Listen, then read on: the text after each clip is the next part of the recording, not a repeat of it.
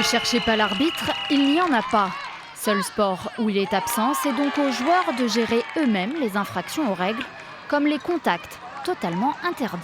Par exemple, disons qu'il y a un contact, le joueur peut dire « ah, faute ». Et si le joueur adverse n'est pas d'accord, il peut contester et dire « non, je ne suis pas d'accord » et il remet le disque à l'autre.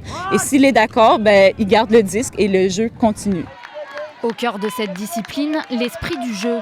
Respect mutuel, confiance et fair-play sont les maîtres mots d'un sport né aux États-Unis en pleine période hippie. L'Ultimate arrivera en France une dizaine d'années plus tard.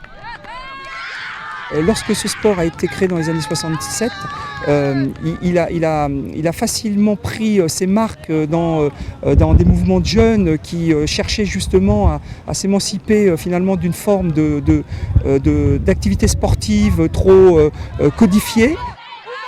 Ici, 2 équipes de 5 joueurs s'affrontent. Le principe, attraper le frisbee dans l'embut adverse. La partie s'achève quand une équipe arrive à 13 points ou une fois les 50 minutes écoulées. Autre particularité, hommes et femmes peuvent jouer ensemble d'égal à égal, même dans des pays où la parité est loin d'être une réalité, comme en Inde.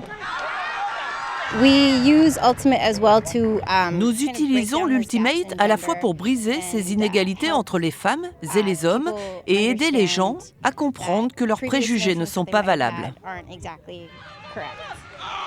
En 2015, le frisbee a été officiellement reconnu comme sport par le Comité international olympique.